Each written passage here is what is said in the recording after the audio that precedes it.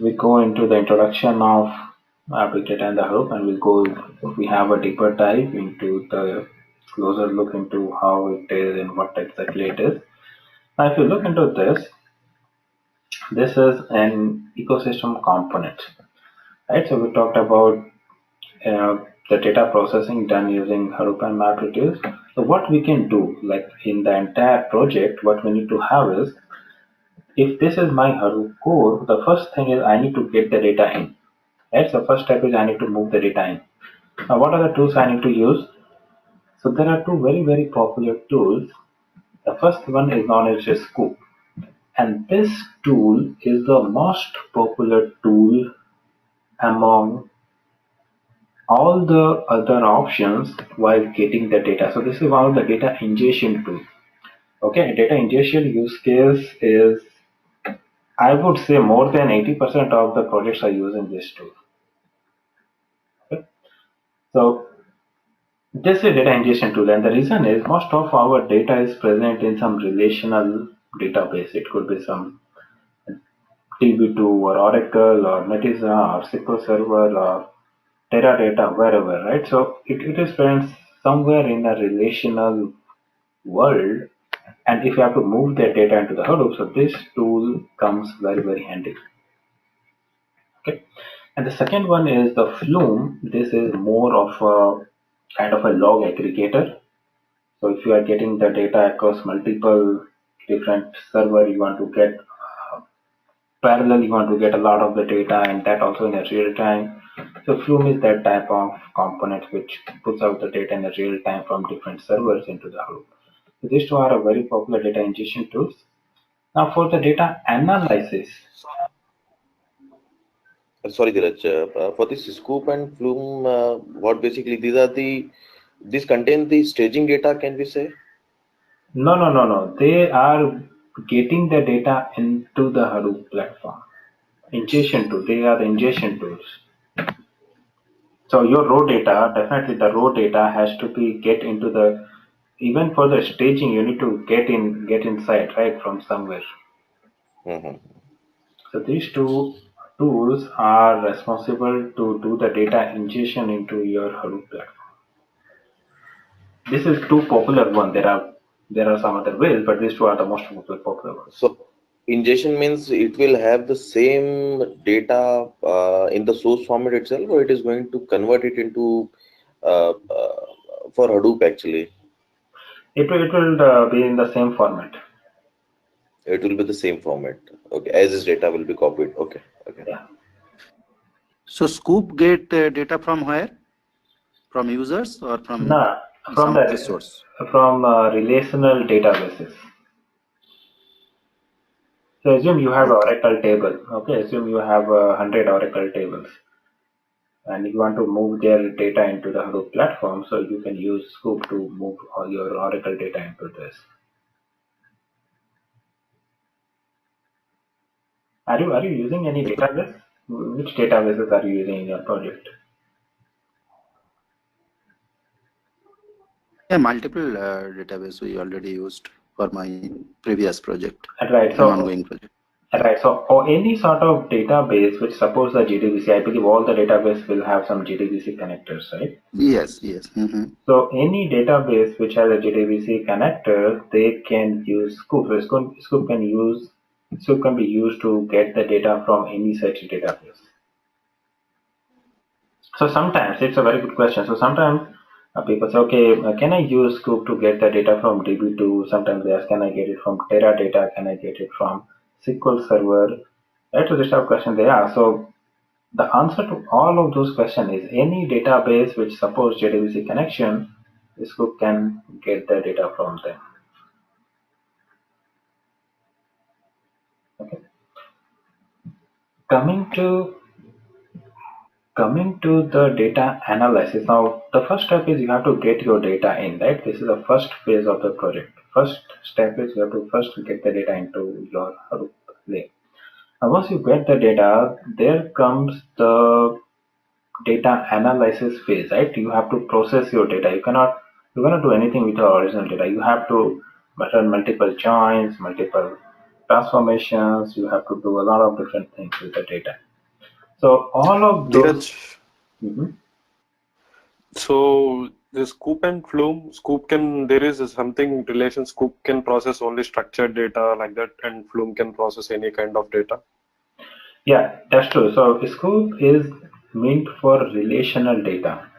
From any relational source you can get from all the databases. And Flume is mostly for any type of unstructured data, let's say any log files or any sort of unstructured data. Flume is meant for them.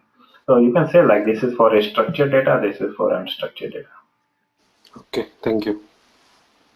Yeah, Dheeraj, one question, Guru here. What about the source files? Like if you have a file format, you are just getting some raw files or something. Hmm. How you are going to ingest them into your Hadoop? Right. So let's say, yeah, that's a good question. So uh, definitely you will have so many CSV files and flat files and different types of the files. So one of the way of doing that is you can move. So Flume can also be used, but Flume is not ideal for those that just pushing a file because Flume is more for a real-time data ingestion, right?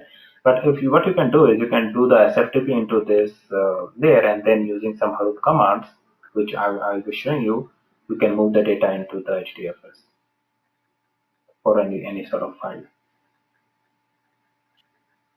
Okay, yeah, thanks. Okay. All right, good. So let's talk about, so once you get your data into the Hadoop platform, next comes what are we going to do with it? So any sort of data analysis, any sort of data processing, there are multiple tools for it. Okay. So something like Pig, Hive, all of these tools, Spark, all of these things can be used to perform the data transformation. So it could be any sort of ETL work, right? Any sort of ETL that we want to do, we can do all in this layer, right? So there are multiple ETL tools, multiple components that can be used. So once you process your data, there comes some sort of data exploration. You would like to see the data, how it is, and all of that, right? So there are different tools. So you can see from the Hue. So Hue is one of the interface which gives a view, so you can watch. You can see the files, you can see the hype labels, all of these things. So any sort of data exploration, you can use the Hue or a Cloudera search. This type of tools can be used to view the data. And then there is a component which is known as a UGI. So UGI is kind of a scheduler. Okay, so it's kind of a workflow scheduler. So let's say your first workflow is you want to run some Scoop jobs. Second workflow is you want to run some Hive jobs. Third workflow is you want to run some Spark jobs. Right, so any sort of workflow, if you want to maintain, there is something known as UGI, which can be used to create this type of workflows. Okay, and then there is something known as a NoSQL database. Can anyone tell me what is this NoSQL?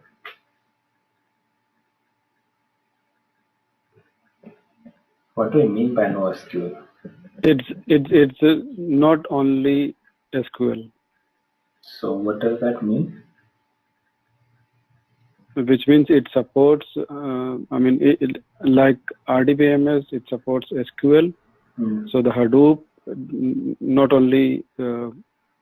It supports SQL as well as NoSQL, which means unstructured data, etc., can also be processed, which cannot be used with SQLs. Very good.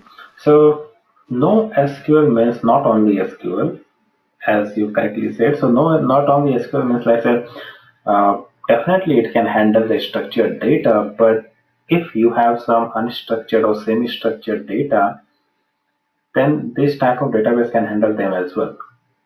Okay. So can you give me some examples of NoSQL databases?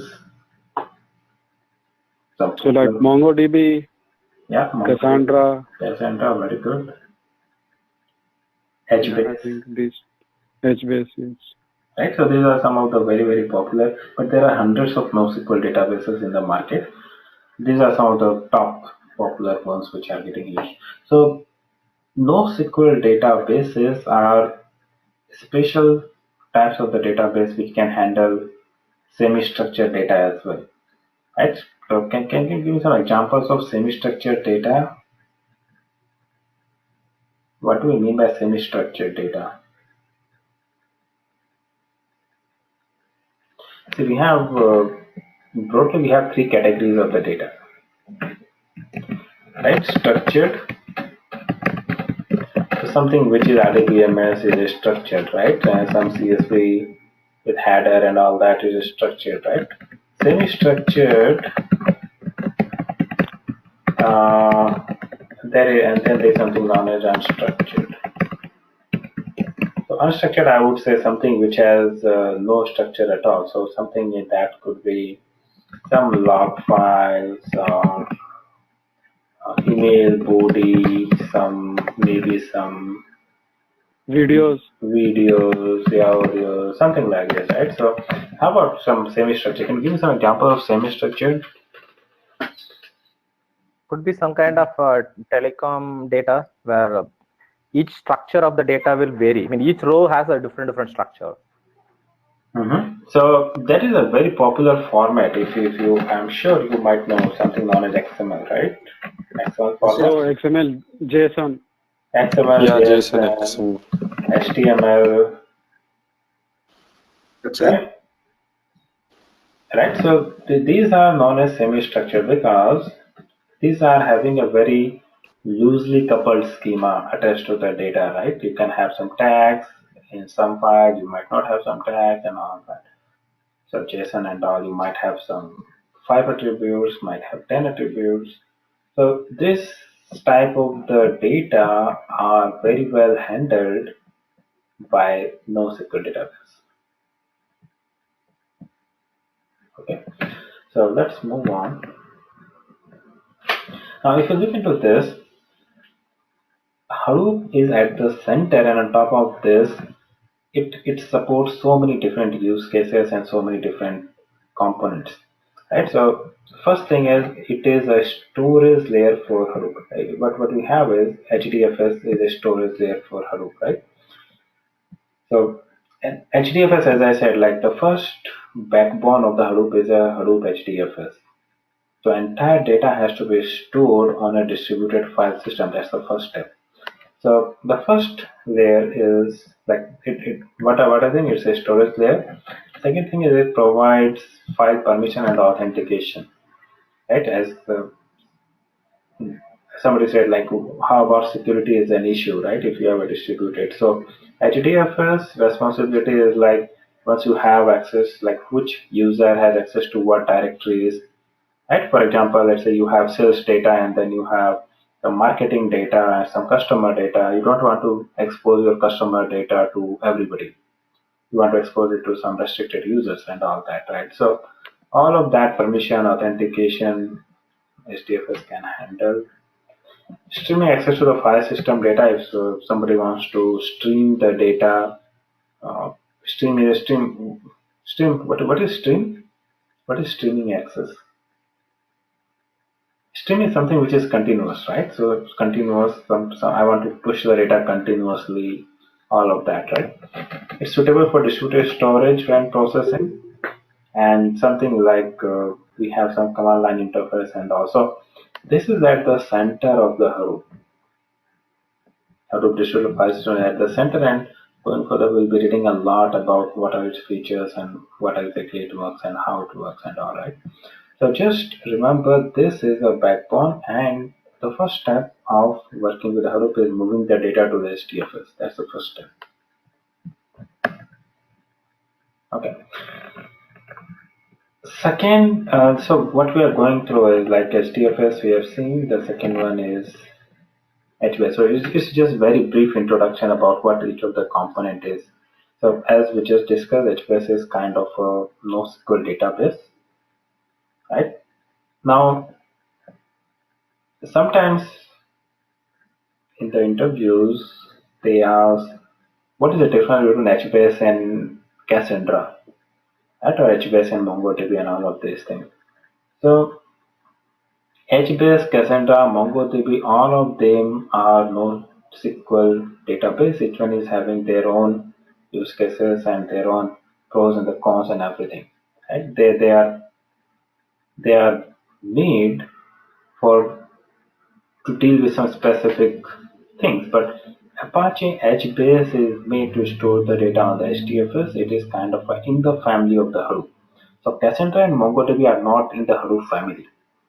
Okay, if you talk about the big data as a whole, you can say all of that, but they are not part of the Hadoop family because natively HBase will be storing the data in the HDFS.